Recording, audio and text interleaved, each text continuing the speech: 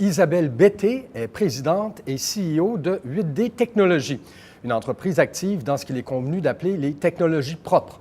Et si je vous dis Bixi, vous avez déjà une petite idée de ce dont il sera question dans un instant à Télécorex.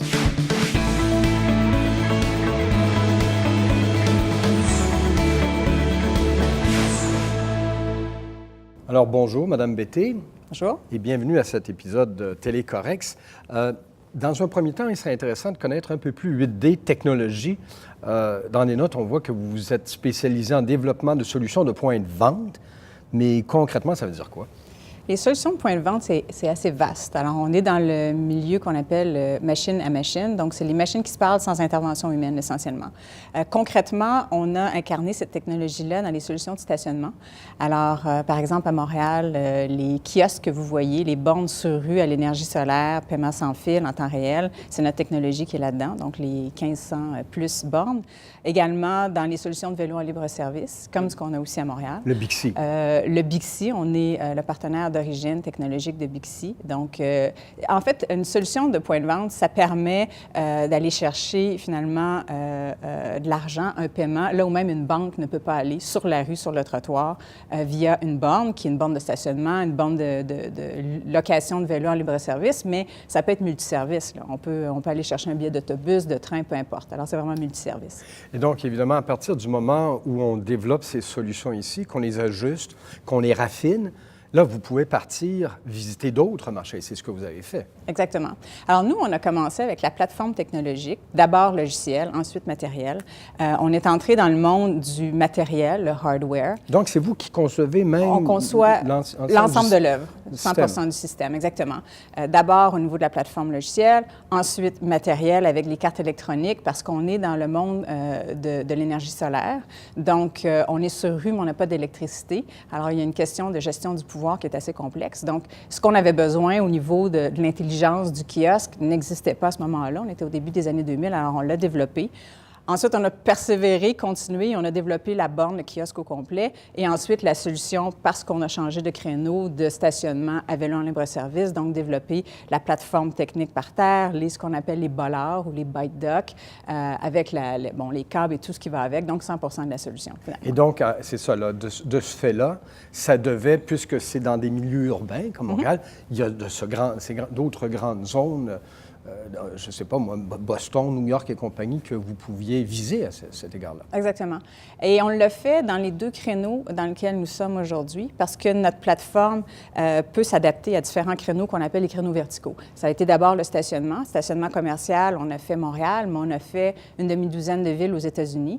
Ensuite, on est entré dans le créneau du vélo en libre-service, on a d'abord fait Montréal, et ensuite, on a fait d'autres villes comme Boston, Washington, Londres, Melbourne, Minneapolis, Toronto, Ottawa, donc avec cette même plateforme-là qu'on a déployée, et plus récemment Seattle et même au Moyen-Orient avec Abu Dhabi.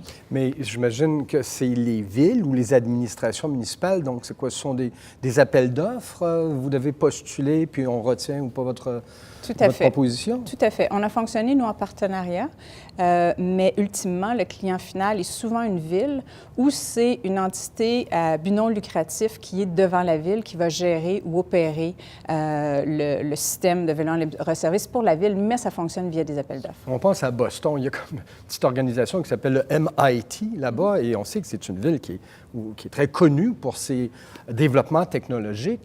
Que vous arriviez, vous, pour vous implanter et vous faire accepter, c'est quand même un sacré bon coup.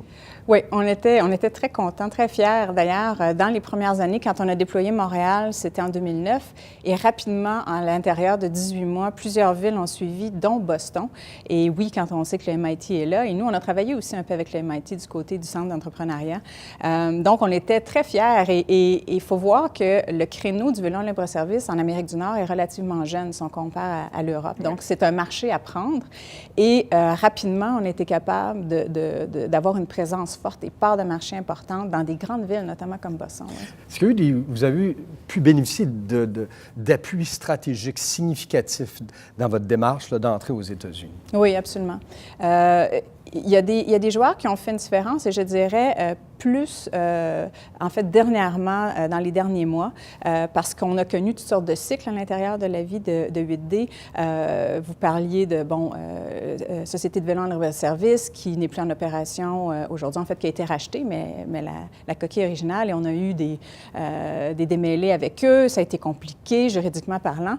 Et donc, on a, en bout de course, redéveloppé la solution complètement de vélo en libre-service. Et quand est venu le moment de la lancer en octobre dernier, on cherchait un partenaire stratégique financier pour nous aider dans cette pénétration de marché-là parce que, c'était américain, on y allait d'une deuxième vague et rapidement, EDC s'est imposé. Et EDC, c'est Exportation-Développement? Exportation-Développement Canada, en tandem avec notre banque qui était RBC, mais EDC est venu dérisquer le projet pour la banque dans un contexte où nous, c'était une expansion excessivement rapide pour une nouvelle génération de produits. Donc, on sait qu'en technologie, les gens peuvent être réticents, sceptiques, même si on existe depuis 1996 quand même.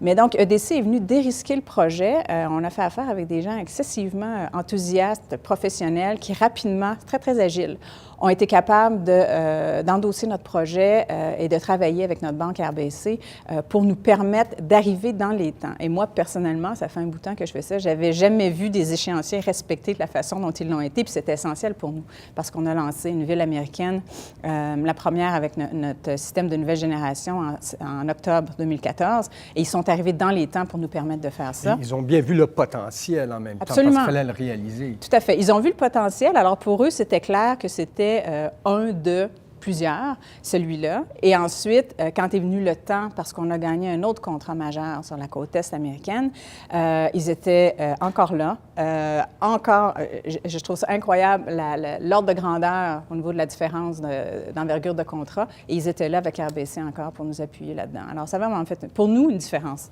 significative. Quand vous regardez, puis vous dites même, il y a des éléments, des événements qui sont passés, c'est encore tout récent, mais qu'est-ce que vous en tirez comme leçon? Parce que c'est pas tout le monde qui réussit cette entrée. Il y en a qui arrivent et ça déraille, ça fonctionne pas comme on aurait voulu. Vous, manifestement, vous avez pu, les astres sont bien alignés, mais qu'est-ce qu'on peut en retenir d'une expérience comme la vôtre? Il y a plusieurs choses. Je pense qu'on est arrivé à passer au niveau d'une opportunité relativement pointue, parce qu'on était prêt au niveau du développement des produits. Bien longtemps avant, on a travaillé avec le MIT, qui nous ont vraiment donné un coup de main au niveau de l'organisation des affaires, la façon d'être focus au niveau de l'entreprise. Et être focus, ça permet de développer des produits. Et quand il y a un timing qui se présente, c'est pas évident le timing, mais c'est essentiel en affaires. Quand tu es prêt avec un bon timing, tu arrives à faire quelque chose. Mais pour arriver à faire quelque chose, il faut que tu aies développé des bons produits, il faut que les produits fonctionnent, mais il faut également avoir les bons partenaires stratégiques, autant pour nous au niveau de la commercialisation qu'au niveau financier. Alors ça, c'est essentiel. Ça prend tellement d'ingrédients pour faire d'une opportunité un succès. Et je dis toujours, c'est un succès qui s'est passé du jour au lendemain, mais que ça a pris 10 ans finalement. Alors c'est exactement ça. Des bons partenaires, des bons produits, un timing. Et même si ce n'est pas le marché qui est le plus facile à acheter, parce que la concurrence peut être féroce. Absolument. Dans une entreprise comme la vôtre, qui a une solution qui fonctionne ici, c'était tout naturel d'aller voir là-bas. Pour nous, notre marché, on a des opportunités au Canada, mais comme on vise les villes, les grandes villes, les moyennes villes, même les plus petites villes, clairement, notre marché du côté des États-Unis devait être un marché pour nous à conquérir depuis le début. Ça ne faisait pas de doute. Isabelle Betté, merci beaucoup pour cet entretien. Merci à vous.